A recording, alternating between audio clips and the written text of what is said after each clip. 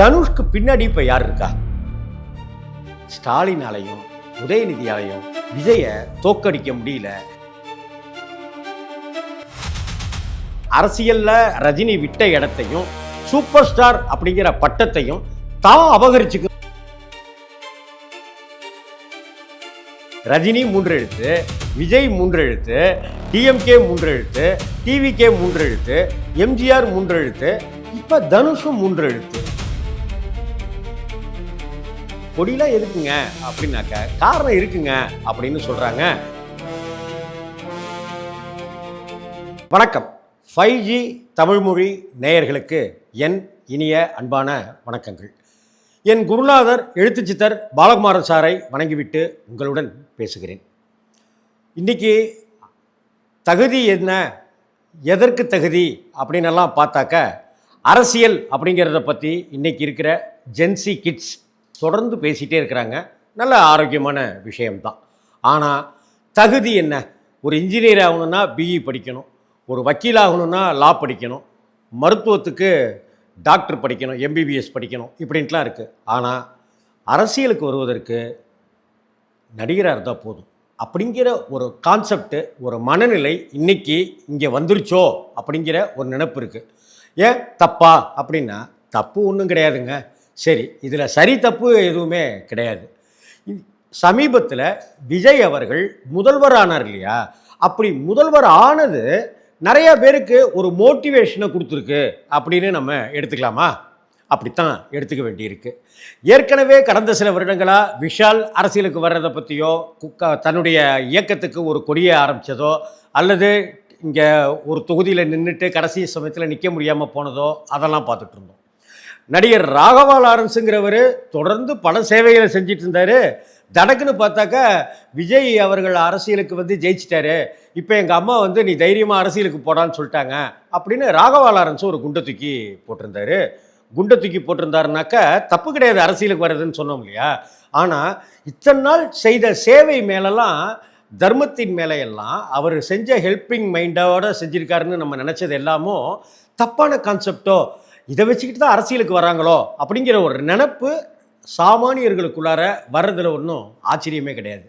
இந்த வகையில் பார்த்தாக்க விஜய் எடுத்திருக்கிற அதே ஸ்ட்ராட்டஜி படி தனுஷ் அவர்கள் ஒரு பிறந்தநாளை கொண்டாடுறாரு. அந்த பிறந்தநாளில் ஒரு கொடியை அறிமுகப்படுத்துகிறாரு, இயக்கத்தை வலுப்படுத்துகிறேங்கிறாரு, ரத்த தான முகாம்ங்கிறாரு.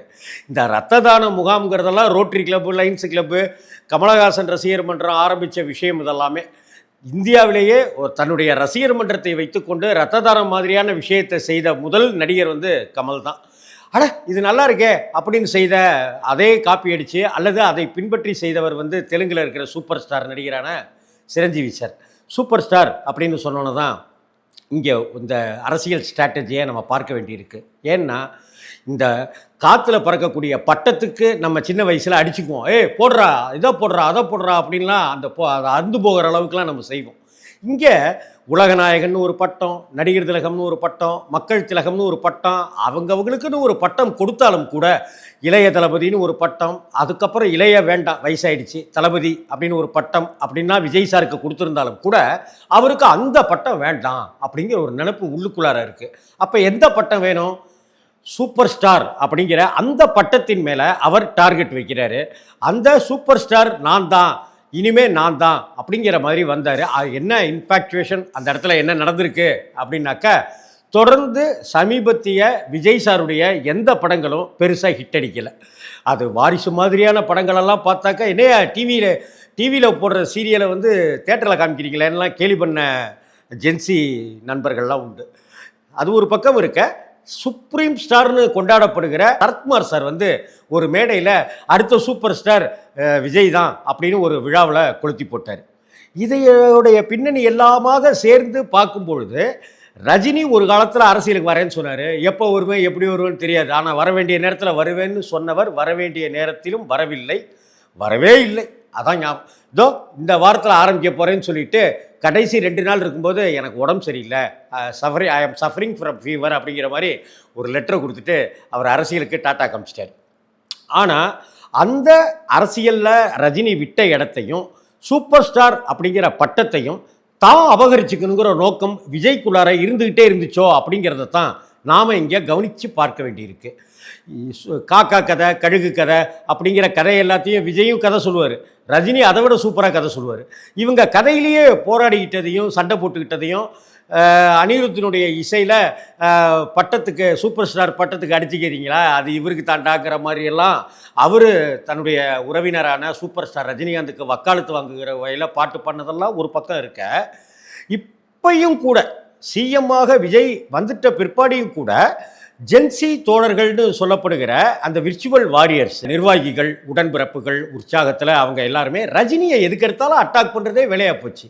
சமீபத்தில் கமல் தயாரிக்க ரஜினி நடிக்கிற ஒரு படத்தில் கூட, அந்த விழாவில் கூட, நான் ஏதாவது பேசினாலே அது வம்பில் வந்து மாட்டிடுதுன்னு இத்தனை வயசுக்கு பிறகு அந்த சூப்பர் ஸ்டார் அவசரத்தில் இருக்கிற ரஜினி கூட வருத்தப்பட்டார்.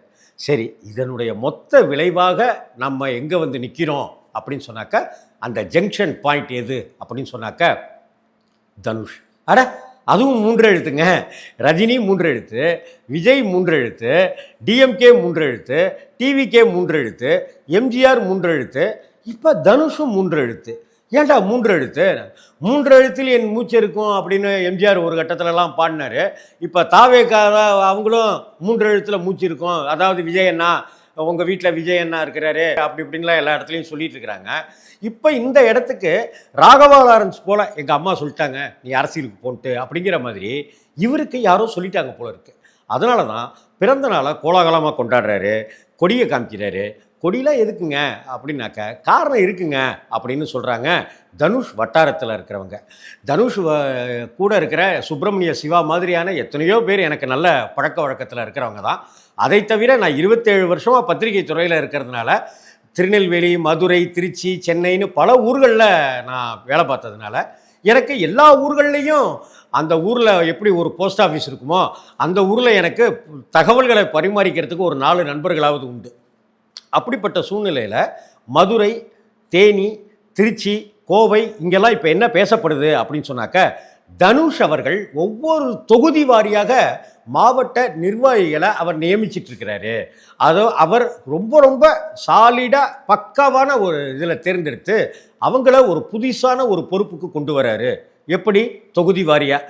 தொகுதி வாரியான்னு சொல்லும்போது விஜய் அவர்கள் நடத்தின அந்த விழாவில் கல்வியில் அதிக மதிப்பெண் எடுத்தவர்களுக்கு தொகுதி வாரியாக தான் கொடுத்தாரு. அவர் மாவட்ட வாரியாக, கல்வி மாவட்ட வாரியாக கொடுக்கல. கவனித்து பார்த்தீங்கன்னா தெரியும்.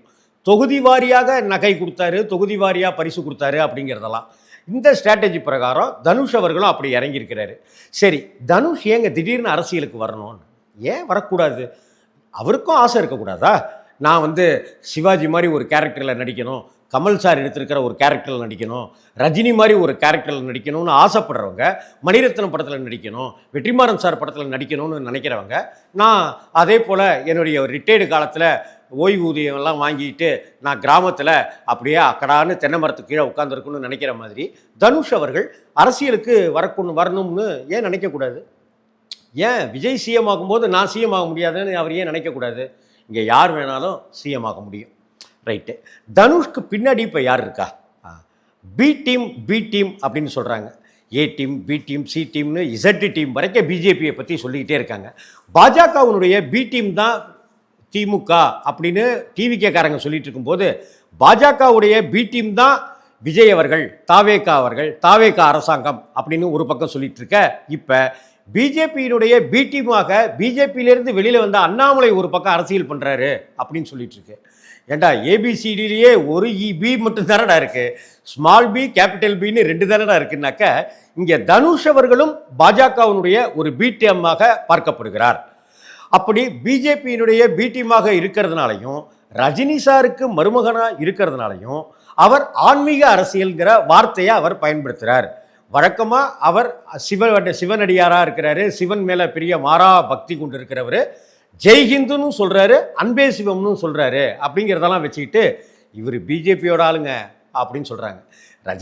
ரஜினிக்கு எவ்வளவோ ட்ரை பண்ணிகிட்டே இருந்தாங்க, ரஜினி வரல, அதுக்கு பதிலாக இவருங்க. நாங்கள் இப்படி ஒரு சமயத்தில் என் மாமனாரை எப்போ பார்த்தாலும் படா திட்டிகிட்டே இருக்கீங்க, என் மாமனாரை இத்தனை வயசுக்கு பிறகும் சும்மா கலக்கிட்டு வசூலில் சாதனை பண்ணிட்டு இருக்கிற ரஜினி சாரை என்னுடைய மாமனாரையா நீங்கள் கேலி பண்ணுறீங்க, மாமனை வரண்டா அப்படின்னு ஒரு பையன் சவால் எடுக்கிற சினிமாக்களை பார்க்குற மாதிரி நிஜத்தில் ஒரு மருமகன் தனுஷ் அப்படி சவால் எடுத்து விஜயை அட்டாக் பண்ணுறதுக்கு வந்துட்டு இருக்கிறாரோ அப்படின்ற விதமாகவும் பார்க்கப்படுது. அப்படிலாம் கிடையாதுங்க. ஸ்டாலினாலையும் உதயநிதியாலையும் விஜயை தோக்கடிக்க முடியல, விஜய் கூட மல்லுக்கட்ட முடியல, ஜென்சி கிட்ஸனுடைய நம்பிக்கையை பெற முடியல. அதனால் உதயநிதி தனுஷை களமிறக்கிறாருங்க அப்படின்னு ஒரு பக்கம் சொல்கிறாங்க. ஆனால் யாராவது கொல்லிக்கட்டையை எடுத்துக்கொண்டு முதுக சொறிவாங்களா? தனுஷுங்கிற ஒரு நடிகர் அப்படிங்கிற ஒரு மாசை வச்சுக்கிட்டு இன்னொரு நடிகர் அப்படிங்கிறவர் சிஎம் ஆகிருக்கிற சமயத்தில் அப்படி ஒரு அட்டாக் பண்ணாக்க திமுக உள்ளதும் போச்சுடா நொல்லக்கண்ணான்ற நிலைமைக்கு வந்துடாதா? ஆக அது தப்பு. பிஜேபியோட பி டீமாக தனுஷ் இருப்பதற்கு வாய்ப்பு இருக்குது. இந்த சமயத்தில் ஒரு 6 வருடங்களுக்கு முன்னாடி டைரக்டர் கஸ்தூரி ராஜாவை நான் பேட்டி எடுத்திருந்தேன். அந்த கஸ்தூரி ராஜாவுடைய பேட்டி கிட்டத்தட்ட 3 மணி நேரம் எடுத்த பேட்டி 5 பாகங்களாக வந்திருந்துச்சு. அதில் இன்னைக்கு எனக்கு தமிழ் சினிமாவில் இருக்கிற ஒரு முக்கிய டைரக்டர் ஒருத்தர் எனக்கு ஒரு ஷார்ட்ஸ் அனுப்பிச்சிருந்தார். பார்த்தா நானும் கஸ்தூரி ராஜாவும் பேசிகிட்டு இருக்கிறோம். என்னடான்னு பார்த்தாக்கா எனக்கே அனுப்புகிறாரு அந்த வீடியோவை அப்படின்னு பார்த்தா இன்னைக்கு தேதிக்கு அதுதான் சமூக வலைதளங்களில் ட்ரெண்ட் ஆகிட்டு இருக்குதான். என்ன ட்ரெண்ட் ஆகிட்டு இருக்கு? நான் அவர்கிட்ட கேட்குறேன், யாருக்கிட்ட? தனுஷோட அப்பா கிட்ட. இப்போ அப்படி சொன்னால் தான் தெரியும் கஸ்தூரி ராஜாவை.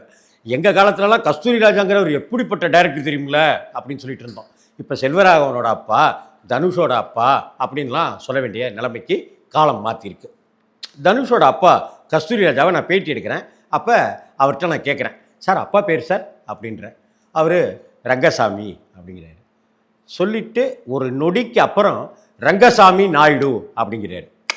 அப்போ நாயுடுன்னு 6 வருடத்துக்கு முன்னாடி சொன்னதை இப்போ தனுஷனுடைய அரசியல் வருகையெல்லாம் வரப்போகுதுங்கிறதெல்லாத்தையும் கணித்து கொண்டிருக்கிற இன்றைக்கி இருக்கிற வாரியர்ஸ், இன்றைக்கி இருக்கிற விர்ச்சுவல் நண்பர்கள் எல்லாருமே பார்த்துட்டு, ஓ நாயுடு ஓட்டை வாங்கிறதுக்கு, தெலுங்கு ஓட்டை வாங்கிறதுக்கு, வைகோவனுடைய ஓட்டுகளை அபகரிக்கிறதுக்கு, பிரேமலதா விஜயகாந்தனுடைய ஓட்டுகளை அபகரிக்கிறதுக்குன்னு சாதிவாரி கணக்கெடுப்பு மாதிரி சாதிவாரி ஓட்டெடுப்பெல்லாம் நடத்தி தனுஷை குந்தாங்குறையாக அவங்க எல்லாருமே இப்போ பேசிகிட்டு இருக்கிறத நான் பார்க்க முடியுது.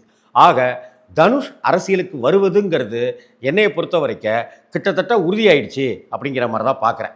அவர் பிஜேபியோட பி டீமா இல்லை தன்னுடைய மாமனாரை காயப்படுத்தினதுக்காக விஜயை பழிவாங்குவதற்காக அவர் தொபுகுடீர்னு களத்தில் குதிக்க போகிறாரா அப்படிங்கிறத அடுத்தடுத்த காலங்களும் நேரங்களும் சூழ்நிலைகளும் அறிக்கைகளும் தான் நமக்கு தெரியப்படுத்தும். வணக்கம்.